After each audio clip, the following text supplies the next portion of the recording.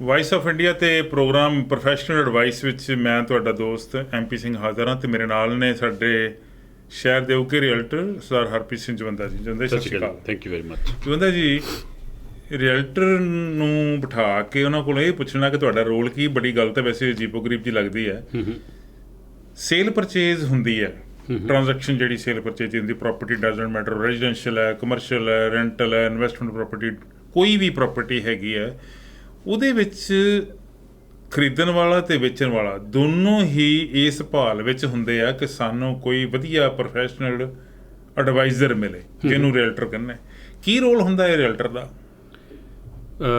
Realtor ਦਾ role ਤੁਸੀਂ ਇਹ ਕਹਿ ਲਓ ਕਿ ਜਿਸ ਤਰ੍ਹਾਂ ਇੱਕ ਬੱਸ ਦੇ ਡਰਾਈਵਰ ਦਾ ਰੋਲ ਹੁੰਦਾ ਹੈ, ਇੱਕ ਤੁਹਾਨੂੰ ਮੰਜ਼ਿਲ 'ਤੇ ਪਹੁੰਚਾਉਣ ਵਾਸਤੇ। ਹਾਂਜੀ ਹਾਂਜੀ। ਟ੍ਰੇਨ ਡਰਾਈਵਰ ਦਾ ਰੋਲ ਹੁੰਦਾ ਹੈ ਕਿ ਤੁਹਾਨੂੰ ਡਿਫਰੈਂਟ ਸਟੇਸ਼ਨ 'ਤੇ ਪਹੁੰਚਾਉਣ ਵਾਸਤੇ। ਈਵਨ ਜੇ ਪਲੇਨ ਵਾਸਤੇ, ਪਲੇਨ ਦਾ ਜਿਹੜਾ ਪਾਇਲਟ ਹੈ ਤੁਹਾਡੀ ਡੈਸਟੀਨੇਸ਼ਨ 'ਤੇ ਲੈ ਕੇ ਜਾਂਦਾ, ਉਹ ਡੈਸਟੀਨੇਸ਼ਨ ਲੈ ਕੇ ਜਾਂਦਾ। ਠੀਕ ਹੈ ਜੀ।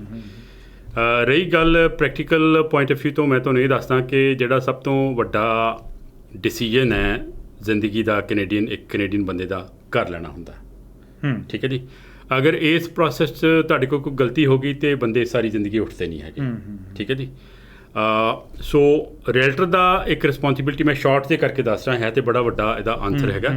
ਰੀਅਲਟਰ ਦਾ ਇਹ ਹੈਗਾ, ਉਹਨੂੰ ਪੜ੍ਹਾਇਆ ਵੀ ਜਾਂਦਾ ਹੈਗਾ ਬ੍ਰੋਕਰਜ਼ ਐਕਟ ਵਿੱਚ, ਕਿ ਐਥਿਕਸ ਨੂੰ ਕਦੀ ਨਹੀਂ ਛੱਡਣਾ ਹੈਗਾ। ਠੀਕ ਹੈ ਜੀ। ਜਿਹੜੇ ਰਾਈਟ ਐਂਡ ਰੋਂਗਸ ਹੈਗੇ ਨੇ ਦੱਸੇ ਜਾਂਦੇ ਆ। ਠੀਕ ਹੈ ਜੀ।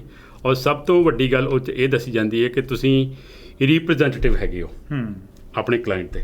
ਠੀਕ ਹੈ ਜੀ। ਮੈਨੂੰ ਪਤਾ ਹੈ ਕਈ ਵਾਰੀ ਇੱਕ ਲਿਟਮਸ ਟੈਸਟ ਵੀ ਆਉਂਦਾ ਹੈ, ਇੱਕ ਤੁਸੀਂ ਕਹਿ ਲਓ ਵੀ ਇੱਕ ਪ੍ਰੀਖਿਆ ਦੀ ਘੜੀ ਵੀ ਆਉਂਦੀ ਹੈਗੀ ਹੈ ਕਿ ਇੱਕ ਪ੍ਰਾਪਰਟੀ ਹੈ, ਦੋ ਤੁਹਾਡੇ ਕਲਾਇੰਟ ਕਹਿੰਦੇ ਇੱਕ ਆਫਰ ਪਾ ਦਿਓ ਇਹਦੇ 'ਤੇ।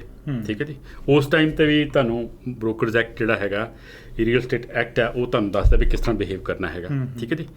ਸਭ ਤੋਂ ਬੈਸਟ ਜਿਹੜਾ ਇੱਕ ਰੋਲ ਹੁੰਦਾ ਹੈ ਰੀਅਲਟਰ ਦਾ, ਪਾਰਦਰਸ਼ਤਾ, ਟਰਾਂਸਪੇਰੈਂਸੀ। ਠੀਕ ਹੈ ਜੀ। ਉਸ ਟ੍ਰਾਂਜੈਕਸ਼ਨ ਵਿੱਚ, ਹਾਂਜੀ, ਉਸ ਟ੍ਰਾਂਜੈਕਸ਼ਨ 'ਚ ਜੇ ਕੋਈ 10-15-20 ਮਿੰਟ ਦੀ ਇੱਕ ਸ਼ੋਇੰਗ ਦੇ ਵਿੱਚ ਕੋਈ ਚੀਜ਼ ਤੁਹਾਨੂੰ ਨਹੀਂ ਪਤਾ ਲੱਗਦੀ, ਤੁਹਾਡੇ ਕਲਾਇੰਟ ਨੂੰ ਪਤਾ ਲੱਗ ਜਾਂਦੀ ਹੈ, ਉਹਨੂੰ ਨੋਟਿਸ ਕਰਕੇ ਉਹਦੇ ਬਾਰੇ ਆਨਸਰ ਦੇਣਾ। ਜਾਂ ਤੁਸੀਂ ਕਲਾਇੰਟ ਨੇ ਨਹੀਂ ਵੇਖਿਆ, ਤੁਸੀਂ ਵੇਖ ਲਿਆ, ਤੁਸੀਂ ਦੱਸਣਾ ਭਾਈ ਇਹ ਚੀਜ਼ ਮੈਂ ਵੀ ਹੁਣੇ ਨੋਟਿਸ ਕੀਤੀ ਆ। ਠੀਕ ਹੈ ਜੀ। ਤੇ ਆਮ ਤੌਰ 'ਤੇ ਇੱਕ ਜਵੰਦਾ ਜੀ ਗੱਲ ਹੁੰਦੀ ਕਿ ਏਜੰਟ ਇੱਕ ਲਫ਼ਜ਼ ਵਰਤਿਆ ਜਾਂਦਾ, ਏਜੰਟ ਤੇ ਰੀਅਲਟਰ। ਮੈਨੂੰ ਲੱਗਦਾ ਕਿ ਰੀਅਲਟਰ ਦੀ ਬਹੁਤ ਵੱਡੀ ਜ਼ਿੰਮੇਵਾਰੀ ਆ, ਏਜੰਟ ਤਾਂ ਜ਼ਿੰਮੇਵਾਰੀ ਵਾਲਾ ਹੈ ਨਹੀਂ ਕੋਈ ਗੱਲ। ਦੇਖੋ ਪਤਾ ਕੀ ਹੈ, ਇੱਕ ਹਰ ਕੰਟਰੀ ਦਾ, ਹਰ ਸਿਸਟਮ ਦਾ, ਹਰ ਨੇਬਰਹੁੱਡ ਦਾ ਇੱਕ ਲੈਂਗੁਏਜ ਹੁੰਦੀ ਹੈ। ਠੀਕ ਹੈ ਜੀ। ਹਰ ਇੱਕ ਬੰਦੇ ਨੇ ਗੱਲ ਉਹੀ ਹੈ, ਉਹਦਾ ਨਾਮ ਵੱਖਰਾ ਰੱਖਿਆ।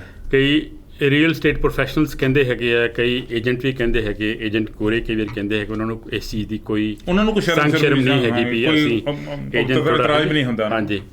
ਤੇ ਸੇਲਸਮੈਨ ਕਹਿੰਦੇ ਆ, ਸੇਲਸ ਪਰਸਨ ਕਹਿੰਦੇ ਆ, ਲੇਕਿਨ at the end of the day responsibility ਸਾਰਿਆਂ ਦੀ। ਮੈਂ ਉਹਨਾਂ ਲੋਕਾਂ ਵਾਸਤੇ ਗੱਲ ਬੜੀ ਕਲੀਅਰ ਕਰਨ ਵਾਸਤੇ ਤੁਹਾਨੂੰ ਇਹ ਲਫ਼ਜ਼ ਯੂਜ਼ ਕੀਤਾ ਹੈਗਾ, ਜਿਹੜੇ ਲੋਕ ਇਹ ਸਮਝਦੇ ਆ ਕਿ ਇਹ ਤਾਂ ਏਜੰਟ ਹੈ ਜੀ, ਇਹਨਾਂ ਤੇ ਪੈਸੇ ਬਣਾਉਣੇ। ਠੀਕ ਹੈ ਜੀ। ਹਾਲਾਂਕਿ ਟ੍ਰਾਂਜੈਕਸ਼ਨ ਜਿਹੜੀ ਆ ਬੜੀ ਰਿਸਪੋਂਸੀਬਿਲਿਟੀ ਵਾਲੀ ਗੱਲ ਹੈਗੀ ਆ। ਰੀਅਲ ਸਟੇਟ ਟ੍ਰਾਂਜੈਕਸ਼ਨ ਜਿਹੜੀ ਹੈ ਬਹੁਤ ਰਿਸਪੋਂਸੀਬਿਲਿਟੀ ਵਾਲੀ ਗੱਲ ਹੈ, ਔਰ ਕਈ ਵਾਰੀ ਮਹੀਨਾ ਜਾਂ 2 ਮਹੀਨੇ ਵੀ ਟ੍ਰਾਂਜੈਕਸ਼ਨ ਕੰਪਲੀਟ ਹੋਣ ਨੂੰ ਲੱਗ ਜਾਂਦੇ ਹੈ।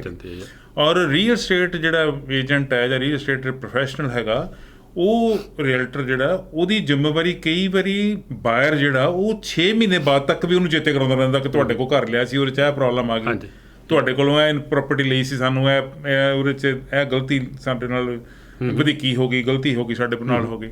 ਸੋ ਮਤਲਬ ਤੁਹਾਨੂੰ ਅਖੀਰ ਤੱਕ ਉਹ ਯਾਦ ਕਰਾਉਂਦਾ ਰਹਿੰਦਾ ਹੈਗਾ।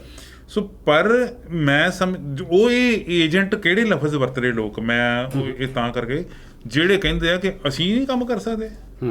ਹਾਲਾਂਕਿ ਪ੍ਰਾਈਵੇਟਲੀ ਘਰ ਵੇਚ ਦੇਣਾ, ਘਰ ਖਰੀਦ ਲੈਣਾ ਕੋਈ ਮਾੜੀ ਗੱਲ ਨਹੀਂ ਹੈ, ਚੰਗੀ ਗੱਲ ਹੈ ਜੇ ਕਿਸੇ ਨੂੰ ਇੰਨੀ ਸਮਝ ਹੈਗੀ ਆ। ਠੀਕ ਹੈ ਨੀ। ਉਹ ਟਣਕਾ ਕੇ ਆਪਦੀ ਚੀਜ਼ ਵੇਚ ਸਕਦਾ ਤੇ ਖਰੀਦਣ ਵਾਲਾ ਟਣਕਾ ਕੇ ਲੈ ਸਕਦਾ, ਖਰੀਦ ਸਕਦਾ।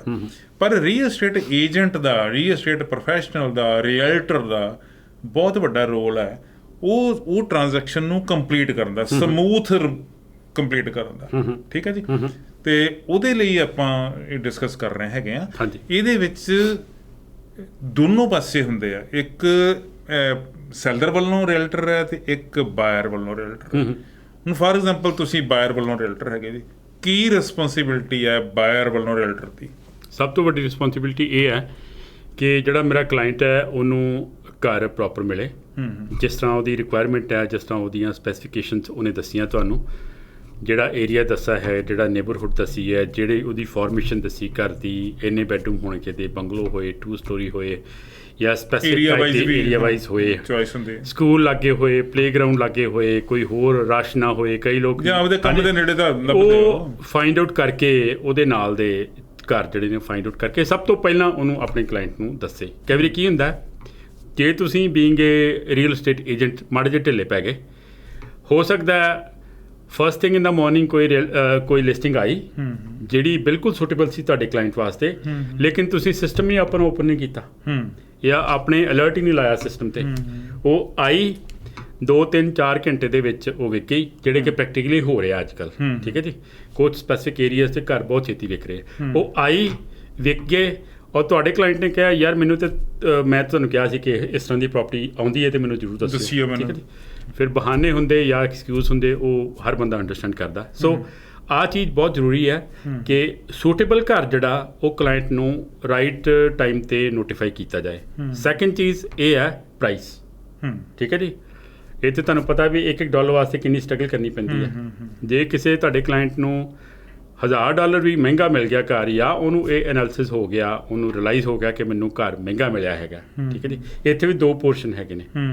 ਜਾਂ ਤਾਂ ਤੁਸੀਂ ਆਪਣੇ ਫਾਇਦੇ ਵਾਸਤੇ ਕਹਿ ਰਹੇ ਹੋ ਕਿ ਮੈਨੂੰ ਕਮਿਸ਼ਨ ਇੱਥੋਂ ਜ਼ਿਆਦਾ, ਕਿਉਂਕਿ ਕਮਿਸ਼ਨ ਹੁੰਦੀ ਵੈਸੇ ਹੁੰਦਾ ਹੈਗਾ ਕਈ ਵਾਰੀ ਕਿ ਨੈਚੁਰਲੀ ਮਤਲਬ ਸੇਲ ਟੈਕਨੀਕ ਹੈ ਕਿ ਜਿਹੜਾ ਲਿਸਟਿੰਗ ਏਜੰਟ ਹੈ ਕਈ ਵਾਰੀ 2% ਦੀ ਜਗ੍ਹਾ 3% ਉਹਨੇ ਕਮਿਸ਼ਨ ਸ਼ੋ ਕਰ ਦਿੱਤਾ ਸੈਲਿੰਗ ਏਜੰਟ ਵਾਸਤੇ।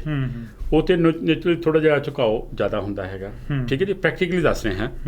ਪਰ ਵਰਕ ਐਥਿਕਸ ਇਹ ਕਹਿੰਦਾ ਹੈ ਕਿ ਅਗਰ ਕਮਿਸ਼ਨ ਜ਼ਿਆਦਾ ਹੈਗਾ ਲੇਕਿਨ ਘਰ ਜਿਹੜਾ ਉਹ ਕਲਾਇੰਟ ਦੇ ਅਕੋਰਡਿੰਗਲੀ ਉਹਦੀ ਸਪੈਸੀਫਿਕੇਸ਼ਨ ਦੇ ਮੁਤਾਬਿਕ ਜਾਂ ਉਹਦੇ ਜਿਹੜੇ ਐਕਸਪੈਕਟੇਸ਼ਨਸ ਆ ਉਹਦੇ ਮੁਤਾਬਿਕ ਨਹੀਂ ਅਪ ਟੂ ਦੀ ਮਾਰਕ, ਤੁਸੀਂ ਫੋਰਸ ਨਹੀਂ ਕਰ ਸਕਦੇ। ਠੀਕ ਹੈ ਜੀ, ਅਗਰ ਕਮਿਸ਼ਨ ਘੱਟ ਹੈ ਲੇਕਿਨ ਘਰ ਜਿਹੜਾ ਉਹਦੇ ਸਪੈਸੀਫਿਕੇਸ਼ਨ ਦੇ ਅਕੋਰਡਿੰਗਲੀ ਹੈਗਾ, ਤੁਸੀਂ ਸਮਝਦੇ ਹੋ ਕਿ ਉਹ ਇਹੋ ਜਿਹਾ ਘਰ ਹੀ ਲੱਭਦਾ ਹੈ, ਅਤੇ ਤੁਹਾਨੂੰ ਇਹ ਚੀਜ਼ ਇੱਕ ਸਾਈਡ 'ਤੇ ਰੱਖਣੀ ਪਏਗੀ ਕਿ ਮੇਰਾ ਕਮਿਸ਼ਨ ਘੱਟ ਹੈ। ਠੀਕ ਹੈ ਜੀ, ਕਿਉਂਕਿ ਫਸਟ ਪ੍ਰੈਫਰੈਂਸ ਜਿਹੜਾ ਉਹ ਕਲਾਇੰਟ ਹੈਗਾ। ਅੱਛਾ ਜੀ, ਹੁਣ ਮੇਰਾ ਕੁਐਸਚਨ ਹੈ ਵੀ ਕੀ ਸੈਲਿੰਗ ਸਾਈਡ 'ਤੇ ਰੀਅਲਟਰ ਹੋਰ ਹੋਵੇ ਅਤੇ ਬਾਇੰਗ ਸਾਈਡ 'ਤੇ ਰੀਅਲਟਰ ਹੋਰ ਹੋਵੇ, ਇਹ ਟ੍ਰਾਂਜੈਕਸ਼ਨ ਜਿਹੜੀ ਹੈ ਵਧੀਆ ਹੋਊਗੀ ਕਿ ਦੋਨਾਂ ਸਾਈਡਾਂ ਤੋਂ ਇੱਕ ਹੋਵੇ ਤਾਂ ਵਧੀਆ ਹੋਊ? ਇੱਥੇ ਫਿਰ ਐਥਿਕਸ ਕੰਮ ਕਰਦਾ ਜੀ।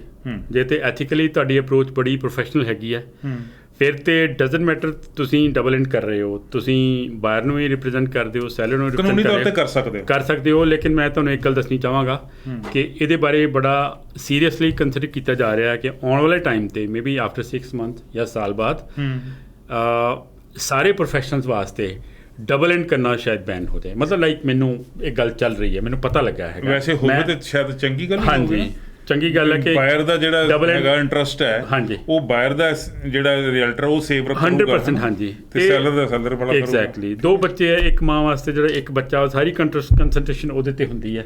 ਜਦੋਂ ਦੂਜਾ ਬੱਚਾ ਆ ਗਿਆ ਥੋੜੀ ਜਿਹੀ ਕੰਸੈਂਟਰੇਸ਼ਨ ਪਹਿਲੇ ਬੱਚੇ ਤੋਂ ਘੱਟ ਕੇ ਦੂਜੇ ਵੱਲ ਆ ਜਾਂਦੀ ਹੈ, ਹਾਲਾਂਕਿ ਨਵੇਂ ਵੱਲ ਜ਼ਿਆਦਾ ਹੁੰਦੀ ਹੈ। ਅੱਛਾ ਜੀ, ਜੇ ਮਤਲਬ ਇਹੀ ਗੱਲ ਹੋਣਾ ਹੋ ਗਈ ਵੀ ਜੇ ਇੱਕੋ ਹੀ ਰੀਅਲਟਰ ਹੈ ਬਾਇੰਗ ਸੈਲਿੰਗ ਦੋਨਾਂ ਸਾਈਡਾਂ 'ਤੇ, ਜਿਹੜਾ ਇੱਕ ਵੈਸੇ ਮੈਂ ਕੁਐਸਚਨ ਆ ਇਹ, ਪਤਾ ਨਹੀਂ ਤੁਸੀਂ ਇਹਦਾ ਕੀ ਜਵਾਬ ਦਿਓਗੇ, ਸੈਲਰ ਨੇ ਤੁਹਾਨੂੰ ਅਪਰੋਚ ਕੀਤੀ ਪਹਿਲਾਂ, ਨੈਚੁਰਲੀ ਤੁਸੀਂ ਸੈਲਰ ਵੱਲੋਂ ਹੋ ਗਏ, ਹਾਂਜੀ, ਤੁਹਾਡਾ ਫੱਟਾ ਲੱਗਾ ਹੈ, ਬੋਰਡ ਲੱਗਾ ਹੈ, ਫਾਰ ਸੇਲ ਲਿਖਿਆ, ਤੁਹਾਡੀ ਫੋਟੋ ਲੱਗੀ, ਤੁਹਾਡਾ ਫੋਨ ਨੰਬਰ ਲਿਖਿਆ, ਬਾਇਰ ਨੇ ਤੁਹਾਨੂੰ ਫੋਨ ਕਰਤਾ, ਤੁਹਾਡਾ ਇੰਟਰਸਟ ਜਿਹੜਾ ਸੈਲਿੰਗ ਇਹ ਜਿਹੜਾ ਰੀਅਲਟਰ ਆ ਉਹਦਾ ਇੰਟਰਸਟ ਸੈਲਿੰਗ ਵਾਲੇ ਪਾਸੇ ਹੋਊਗਾ ਕਿ ਬਾਇਰ ਵਾਲੇ ਪਾਸੇ ਹੋਊਗਾ? ਉਸ ਟਾਈਮ ਤੇ 50-50 ਹੋਣਾ ਚਾਹੀਦਾ, ਅੱਧੋ ਹੋਣਾ ਚਾਹੀਦਾ। ਠੀਕ ਹੈ ਨਾ, ਜੇ ਤੁਸੀਂ ਉਹਦਾ ਫਾਇਦਾ ਦੇਖ ਰਹੇ ਹੋ ਤੇ ਇਹ ਵੀ ਤੁਹਾਡਾ ਰਿਸਪੌਂਸਿਬਿਲਿਟੀ ਹੈ ਕਿ ਜਿਹੜਾ ਬਾਇਰ ਹੈ ਉਹ ਵੱਧ ਪ੍ਰਾਈਸ ਨਾ ਪੇ। ਪਰ ਤੁਸੀਂ ਨਿੰਦੋਗੇ ਤੇ ਨਹੀਂ ਨਾ ਕਰਨਾ ਫਿਰ, ਕਿਉਂਕਿ ਸੈਲਿੰਗ ਤੇ ਆਪ ਲਾਇਆ ਨਿੰਦੋਗੇ। ਦੇਖੋ ਫਿਰ ਐਥਿਕਸ ਜਿਹੜਾ ਉਹਨੂੰ ਤੁਸੀਂ ਕਿਸ ਤਰ੍ਹਾਂ ਆਪਣੀ ਪਰਸਨੈਲਿਟੀ ਦੇ ਵਿੱਚ ਢਾਲਿਆ ਹੋਇਆ, ਕਿੱਦਾਂ ਤੁਸੀਂ ਪ੍ਰੈਕਟੀਕਲੀ ਤੁਹਾਡੀ ਅਪਰੋਚ ਹੈ ਉਹ ਡਿਪੈਂਡ ਕਰਦਾ। ਹੁਣ ਮੈਂ ਇੱਕ ਘਰ ਲਾਇਆ ਹੈਗਾ,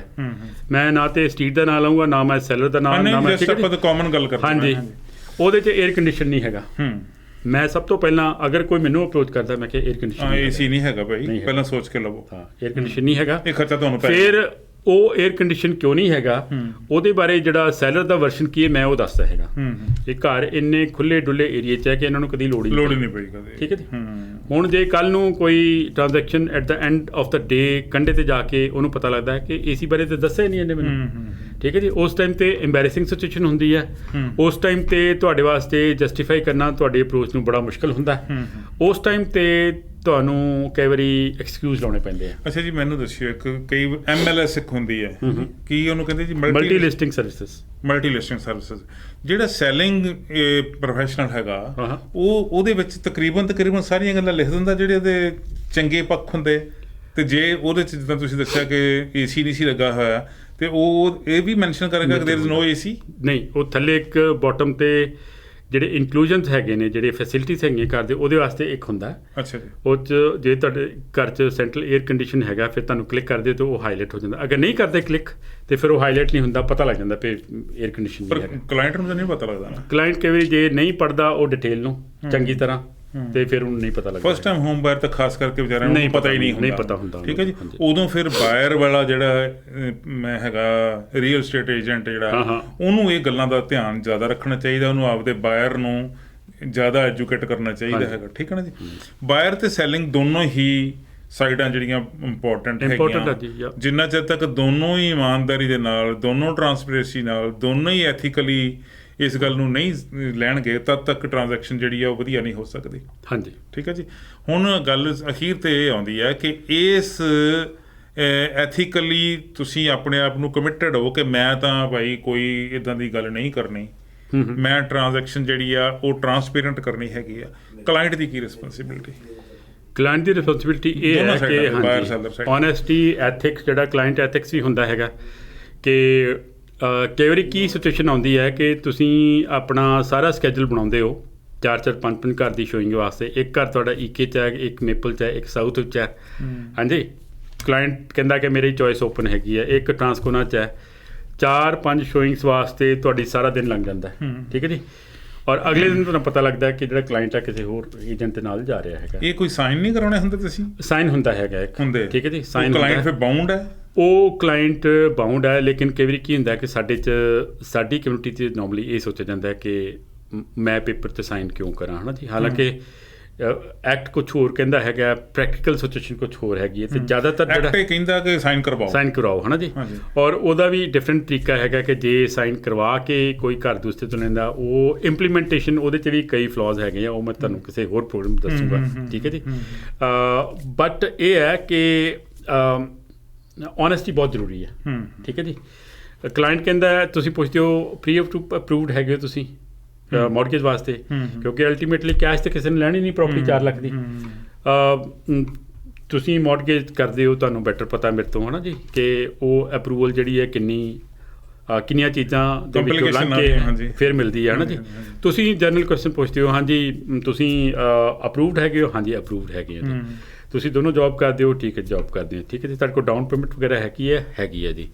ਕਿੰਨਾ ਚਿਰ ਹੋਇਆ ਜੀ? ਨਹੀਂ ਤਾਂ ਕਲਾਇੰਟ ਕਹਿੰਦਾ ਨਹੀਂ ਵੀ ਇਹੋ ਜਿਹੇ ਸਵਾਲ ਮੈਨੂੰ ਕਿਉਂ ਪੁੱਛਦੇ? ਨਹੀਂ, ਉਹ ਮੈਂ ਪੁੱਛ ਲੈਣੇ ਚਾਹੀਦੇ। ਨਹੀਂ, ਪੁੱਛ ਲੈਣੇ ਚਾਹੀਦੇ ਹੈਗੇ ਆ। ਨਹੀਂ, ਪੁੱਛ ਲੈਣੇ ਤੁਹਾਡੇ ਐਥਿਕਸ ਨਾਲ ਪੁੱਛਣੇ ਚਾਹੀਦੇ। ਕਈ ਵਾਰੀ ਹੋ ਜਾਂਦਾ, ਲੇਕਿਨ ਜ਼ਿਆਦਾਤਰ ਜਵਾਬ ਦੇ ਦਿੰਦੇ ਆ। ਠੀਕ ਹੈ ਜੀ। ਬਟ ਇੱਕ ਪੁੱਛਣ ਦਾ ਤਰੀਕਾ ਵੀ ਹੁੰਦਾ ਜੀ। ਠੀਕ ਹੈ ਜੀ। ਇੱਕ ਜਿਸ ਤਰ੍ਹਾਂ ਹੁਣ ਮੈਂ ਕਿਸੇ ਪ੍ਰੋਫੈਸ਼ਨ ਨੂੰ ਡਾਊਨਗ੍ਰੇਡ ਨਹੀਂ ਕਰਦਾ, ਲੇਕਿਨ ਇੱਕ ਪੰਜਾਬ ਰੋਡ ਦੀ ਬੱਸ ਦਾ ਕੰਡਕਟਰ ਹੈ, ਉਹਦੀ ਲੈਂਗੁਏਜ ਡਿਫਰੈਂਟ ਹੋਏਗੀ। ਠੀਕ ਹੈ ਜੀ। ਇੱਕ ਡਾਕਟਰ ਹੈ, ਉਹਦੀ ਡਿਫਰੈਂਟ ਹੋਏਗੀ। ਬਿਜਲੀ ਵਾਲੇ ਦੀ ਡਿਫਰੈਂਟ ਹੈ। ਜਿਹੜਾ ਇੱਥੇ ਏਜੰਟ ਹੈਗਾ ਜਾਂ ਰੀਅਲ ਸਟੇਟ ਪਰਸਨ ਹੈਗਾ, ਉਹਦੀ ਲੈਂਗੁਏਜ ਇਸ ਤਰ੍ਹਾਂ ਦੀ ਹੋਣੀ ਚਾਹੀਦੀ ਹੈ ਕਿ ਸੱਪ ਵੀ ਮਰ ਜਾਏ ਤੇ ਸੋਟਾ ਵੀ ਨਾ ਟੁੱਟੇ। ਠੀਕ ਹੈ ਜੀ। ਇੱਕ ਕੁਐਸਚਨ ਪੁੱਛਿਆ, ਕਲਾਇੰਟ ਨੂੰ ਚੁੱਪੇ ਬਿਨਾਂ ਗੱਲ, ਚੁੱਪੇ ਬਿਨਾਂ, ਤੇ ਤੁਹਾਨੂੰ ਇਨਫੋਰਮੇਸ਼ਨ ਚਾਹੀਦੀ। ਬੜੀ ਮਿਹਰਬਾਨੀ ਜਵਿੰਦਰ ਜੀ ਤੁਹਾਡੀ, ਤੁਸੀਂ ਡਿਟੇਲ ਵਿੱਚ ਗੱਲ ਕੀਤੀ। ਔਰ ਬਾਇੰਗ ਸੈਲਿੰਗ ਸਾਈਡ ਤੇ ਜਿਹੜੇ ਰੀਅਲ ਸਟੇਟ ਪ੍ਰੋਫੈਸ਼ਨਲ ਹੈਗੇ ਉਹਨਾਂ ਦੀ ਜ਼ਿੰਮੇਵਾਰੀਆਂ ਕੀ ਹੈਗੀਆਂ ਆਪਾਂ ਡਿਟੇਲ 'ਚ ਗੱਲ ਕੀਤੀ ਹੈਗੀ ਆ।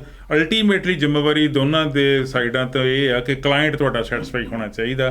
ਕਲਾਇੰਟ ਸੈਟਿਸਫਾਈਡ ਹੈਗਾ ਤਾਂ ਤੁਹਾਨੂੰ ਉਹ 10-20 ਬੰਦਿਆਂ ਦੇ ਹੋਰ ਰੈਫਰੈਂਸ ਵੀ ਦੇ ਦੂਗਾ। ਠੀਕ ਹੈ ਜੀ। ਔਰ ਉਹੀ ਤੁਹਾਨੂੰ ਜਿਹੜੇ ਆ ਤੁਹਾਡੀ ਬੈਕਅਪ ਹੈਗੀ। ਬਿਲਕੁਲ ਜੀ। ਬਹੁਤ ਮਿਹਰਬਾਨੀ ਜੀ, ਸ਼ੁਕਰੀਆ ਵੈਰੀ ਮਚ।